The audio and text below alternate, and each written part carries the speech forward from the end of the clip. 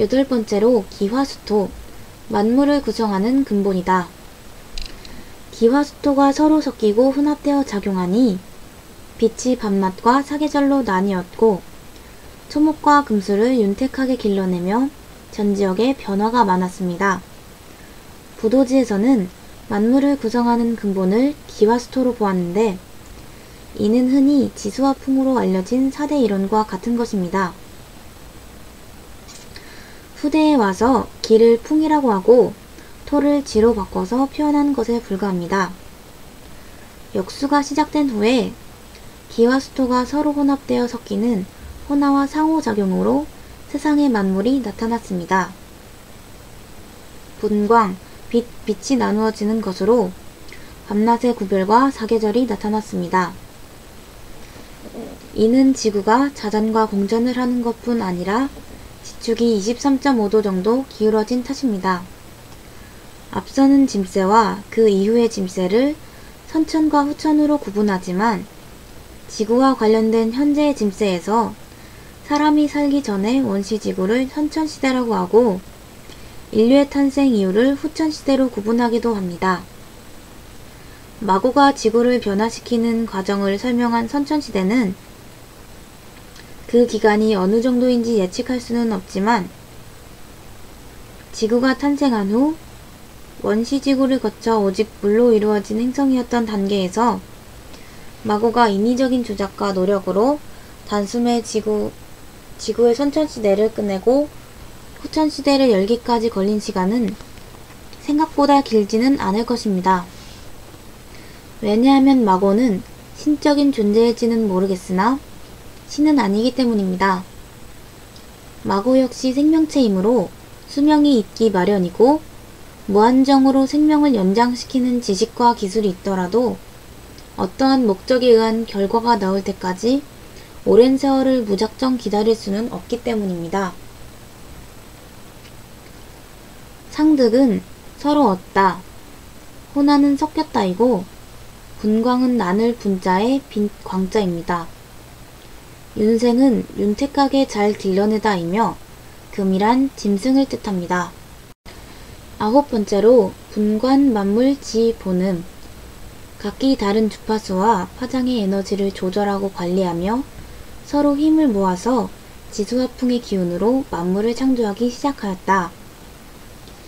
이에 궁이와 소이가 낳은 8명의 자녀인 사천인 사천여 중 사천인이 만물의 본음을 구분하여 특성에 따라 나누어 다스렸습니다.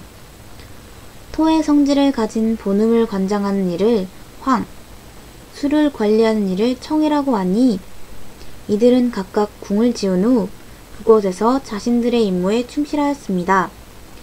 또 기를 담당하는 자를 백, 화를 담당하는 자를 흑이라고 하니 이들은 각각 소를 짓고 그곳에서 맡은 일을 담당하였습니다. 마고가 만물에 작용하는 기운인 지수화풍을 분야별로 나누어서 사천인에게 맡긴 것입니다. 제1장에 성중사방에 있는 사천인이 재간조음을 하였다라고 하는 말과 연관이 있는 내용입니다. 즉 각기 다른 주파수와 파장의 에너지를 조절하고 관리하며 서로 힘을 모아서 지수화풍의 기운으로 만물을 창조하기 시작되는 의미입니다. 10번째로 작궁작소, 황궁씨와 천궁씨가 궁을 짓고 백소씨와 흑소씨가 소를 만들었다. 여기에서 궁과 소란 무엇일까요?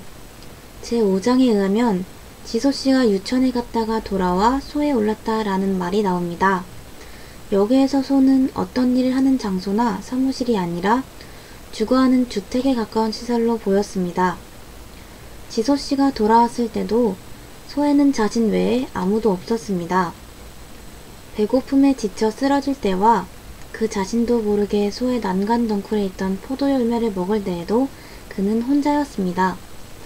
만약 소가 공동생활을 하는 일터였거나 공공장소였다면 누군가 지소씨를 돕거나 그의 행동을 방해했을 것입니다. 왜냐하면 당시 포도 열매를 먹는 것과 같은 행동은 대단히 위험하고 돌발적인 사건이었기 때문입니다. 따라서 지소씨가 오르내렸던 소는 개인적인 생활 공간, 즉 집에 가까운 시설로 보입니다.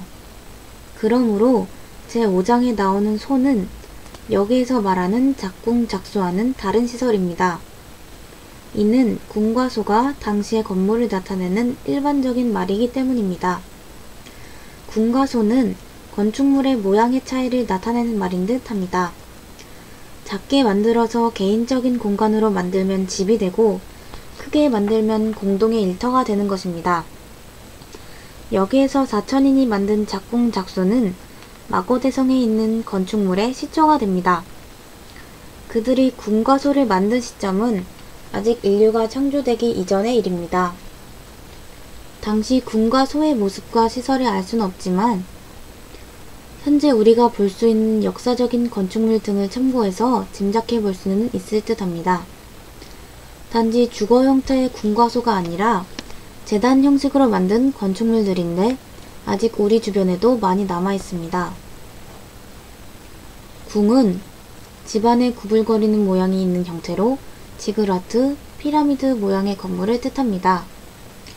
초기 피라미드는 오르내리기 위한 계단이 사방에 있었고 내부와 외부에 돌아서서 올라가는 길과 계단이 있었습니다. 단군 임금치 때 하늘에 제사를 지내던 천부단도 이런 형태였을 가능성이 큽니다.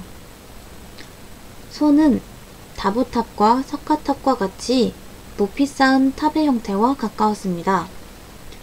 궁이 정사각형의 기초 위에 피라미드 형태로 밑에서부터 위로 층대를 높이 쌓은 후 꼭대기를 뚜껑을 얹거나 집 모양으로 다듬은 건축물이라면 소는 나무 위쪽에 지은 새집과 같은 모양으로 높이 솟은 층대를 만들고 그 위에 망루와 같은 공간을 만든 후 정상을 탑 모양으로 다듬은 건축물로 보입니다.